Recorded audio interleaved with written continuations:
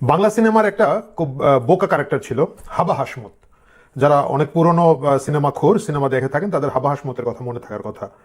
হাবা হাসমতের কথা আমরা সকলেই ভুলে গিয়েছিলাম, বাট আমাদের সমন্বয়ক, ছাত্র সমন্বয়ক, সবচেয়ে যিনি তেজি এবং তাগড়া ছাত্র সমন্বয়ক হাসনাত আবদুল্লাহর সাম্প্রতিক বিবৃতি দেখে আমার আবার মনে হলো যে হাসনাত আবদুল্লাহকে হাবা হাসমত বানিয়ে ফেলেছে আমাদের কিছু সংখ্যক দুষ্কৃতিকারী সাংবাদিকরা। মানে এটা ওনার এক বক্তব্য এসেছে এই এই জায়গাটার মধ্যে আর কি।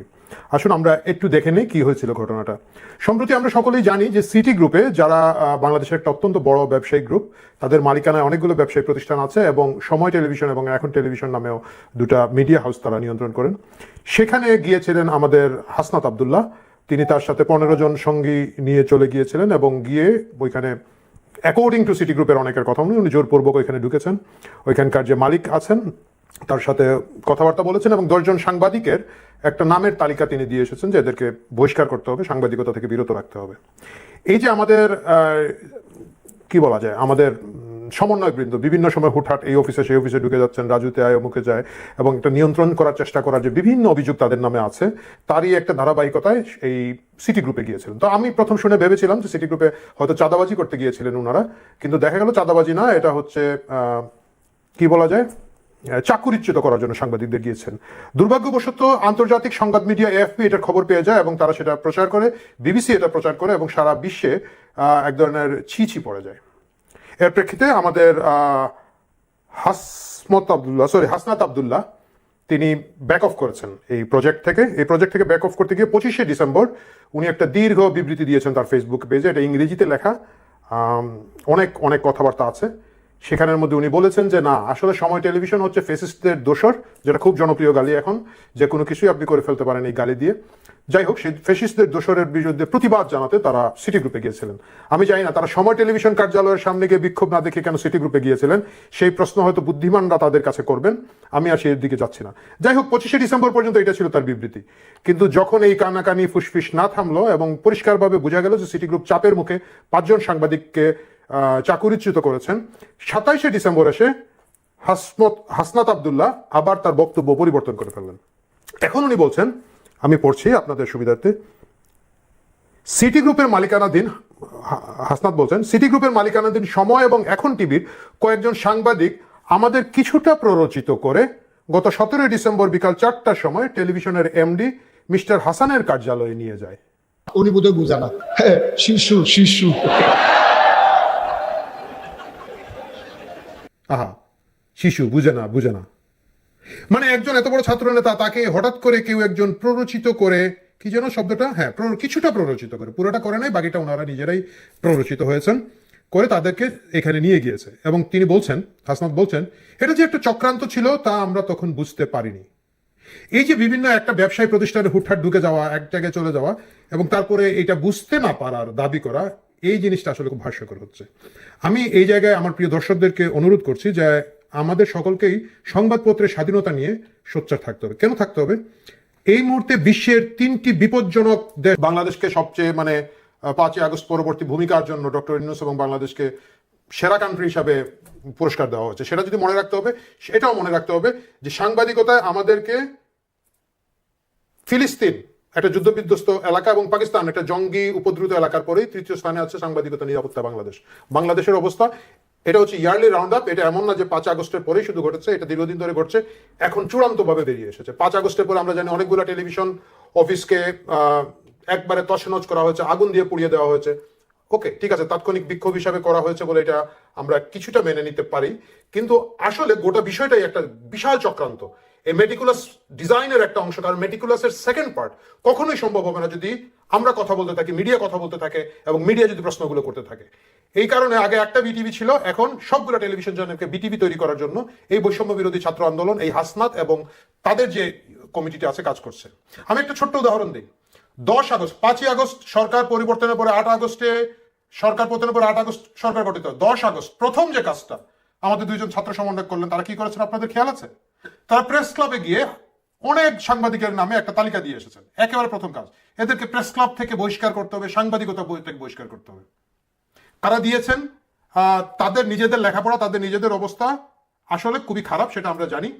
কেমনে জানি আমি একটু পরে দেখাবো। এই 2 ছাত্র সমন্বয়কের যে তালিকাটা দিয়েছেন, এই তালিকায় যেমন ধরেন আমার নাম আছে, তারা আমার নামের বানানটা ভুল করেছেন, খুব দুঃখজনক। এবং হাসনাত আব্দুল্লাহ এখন যেরকম দাবি করছেন আমি এই সাংবাদিকদেরকে চিনি না, জানি না, আমি শিওর এখন ওই পুরনো সমন্বয়ক দুইজন যারা আমাদের নাম দিয়েছিলেন প্রথমে জাতীয় প্রেস ক্লাবে, তারাও বলবেন আমাদেরকে চিনেন না, জানেন না। ব্যক্তি হিসাবে আমি চ্যালেঞ্জ করতে পারি এই দুই ছাত্র সমন্বয়কে। জুলাইয়ের আন্দোলন, জুলাই এবং আগস্টের আন্দোলনে আমি নিজে ব্যক্তিগতভাবে যতগুলো টেলিভিশনে অ্যাপিয়ারেন্স দিয়েছি, কোথাও যদি একটা শব্দকে প্রমাণ করতে পারেন যে আমরা এই ছাত্র হত্যার বিরুদ্ধে, এই সরকারের ব্রুটাল অ্যাকশনের বিরুদ্ধে কথা বলি নাই, বরঞ্চ পক্ষে কথা বলেছি, তাহলে আমি আর কখনো মিডিয়ার কথা বলবো না। কিন্তু তারা এটা করতে পারবেন না। কারণ কি? তারপরেও তারা কেন তালিকাভুক্ত করেছেন এটা বলি। কারণ সেই মুহূর্তে প্রথম আমরা ফ্ল্যাগ করেছিলাম যে এই জামাত শিবির এবং শিবিরের সাবেক সংগঠকরা মিলে যে নতুন পার্টি করেছে এবি পার্টি, এরা এই আন্দোলনকে পিছন থেকে মদত দিচ্ছে। এই কথাটা সাধারণ জনগণ ভুলে গিয়েছেন, কিন্তু যারা এই সমন্বয়ক ছিল তারা ভুলে যায় নাই। আপনি দেখেন 5ই আগস্টের ক্ষমতা পরিবর্তনের পরে তারা কিন্তু আওয়ামী লীগের দুর্নীতিবাজদের তালিকা করতে পারতো, আওয়ামী লীগের সন্ত্রাসীদের তালিকা করতে পারতো, পুলিশের যারা গোলাগুলি করেছে সেই সন্ত্রাসীদের তালিকা করতে পারতো, বহিরাগত যে সন্ত্রাসীরা ছিল বলতে পারতো যে এই 7.62 নাকি একটা রাইফেল নিয়ে যারা গুলি করেছে এরা আওয়ামী লীগের অমুক তমুক, এটা করতে পারতো। যারা ব্যাংক লুট করেছে তাদের তালিকা করতে পারতো, কিন্তু তারা কারো তালিকা করে নাই। প্রথম তালিকা এই সমন্বয়করা যেটা করেছে এটা হচ্ছে সাংবাদিকদের তালিকা। প্রথম তারা প্রেস ক্লাবে গিয়েছে সাংবাদিকদের তালিকাটা নিয়ে। কারণ কি? তারা চুপ করিয়ে দিতে চায়, তারা কথা বলা বন্ধ করিয়ে দিতে চায়। যদি সেটা করতে না পারে, পরবর্তী যে ধাপ আছে, তারা দীর্ঘস্থায়ীভাবে বাংলাদেশের রাষ্ট্র ক্ষমতায় অনির্বাচিতভাবে ডায়ের জোরে বসে থাকার যে পরিকল্পনা করছে, মিডিয়াকে চুপ না করিয়ে দিলে সেটা করা তাদের পক্ষে সম্ভব হবে না। আমাদের দুর্ভাগ্য, আমরা এই কাহিনীর মধ্যে যাচ্ছি। এবং বাংলাদেশ বিশ্বে সাংবাদিকতায় 3টি বিপজ্জনক দেশের একটি। এই অবস্থায় যদি আমাদের সমন্বয়করা গিয়ে থাকেন, শুধু তাই না, মিডিয়া নিয়ন্ত্রণের অসংখ্য কার্যক্রম হচ্ছে, গরু জবাই করে জিয়াফত করা হচ্ছে দেশের শীর্ষস্থানীয় 2টি পত্রিকা অফিসের সামনে। এটা কেউ আটকাচ্ছে? কেউ আটকাচ্ছে না, কিন্তু এটা চলছে। বাংলাদেশের শীর্ষ সাংবাদিক সকলের নামে হত্যা মামলা দেওয়া আছে। কতগুলো দেওয়া আছে আমি জানি না। অনেকে সাংবাদিকতা 4 বছর 5 বছর আগে ছেড়ে দিয়েছে, তাদের নামেও কিন্তু হত্যা মামলা দিয়ে রেখেছে। সরকার এইসব মামলা কখনোই ডিল করছে না, সরকার এইসব মামলা ডিল করছে না, বরঞ্চ সরকার ভুয়া তথ্য দিচ্ছে। যেমন ধরেন মুন্নি সাহার বিষয়ে কি ঘটেছে? মুন্নি সাহা কোনো একটা ব্যবসায়ী প্রতিষ্ঠান, তার পারিবারিক ব্যবসায়ী প্রতিষ্ঠানের মধ্যে একটা অ্যাকাউন্টের নমিনি। সেইখানে 1992 সালের প্রতিষ্ঠান, গত 16-17 বছরে যা টাকা পয়সার ডিল হয়েছে, টোটাল জিনিসটাকে একসাথে করে 134 কোটি টাকার লেনদেন হয়েছে বলে মুন্নি সাহার নামে এই খবরটা কারা ছাপিয়েছে, কারা প্রচার করেছে?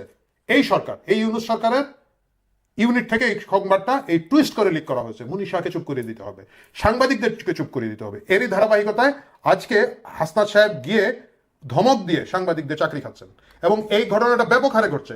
আমরা যদি নিউজগুলো পড়তে থাকি, আমি বাই দ্য ওয়ে যে তালিকাটা দিয়েছেন যে সমন্বয়ক বৃন্দ, আমি জানি এরা কিছু পড়ালেখা করেনি।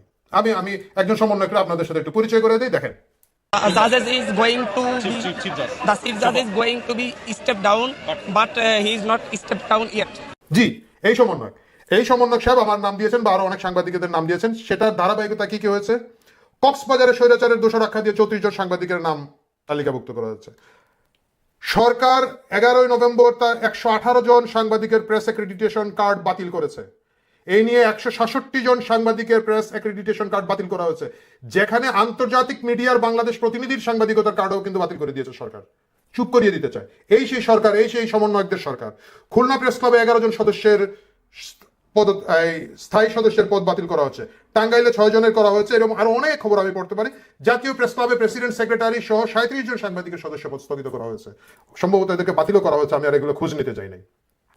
প্রিয় দর্শক, সাংবাদিকদেরকে কেন চুপ করে দিতে হবে? আপনার বিরুদ্ধে কথা বলতে পারে, হতে পারে একজন আওয়ামী লীগকে পছন্দ করে, সে আওয়ামী লীগের পক্ষে মিডিয়া হাউস হতে পারে। আন্তর্জাতিকভাবে আমরা দেখি পরিষ্কারভাবে তারা কিন্তু স্ট্যান্ড নেয় যে আমরা এই প্রার্থীর পক্ষে, ওই প্রার্থীর পক্ষে। এটা কিন্তু বিশ্বব্যাপী একটা স্বীকৃত সাংবাদিক পন্থা।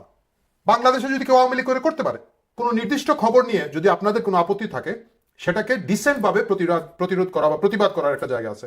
আপনাদের অনেকের মনে আছে আমার দেশ পত্রিকা 2013 সালে আমি অমির রহমান পিয়াল সহ দেশের শীর্ষস্থানীয় ব্লগারদের নাম দিয়ে 6 কলামে বড় বড় ছবি দিয়ে সম্পূর্ণ মিথ্যা খবর প্রকাশ করেছিল।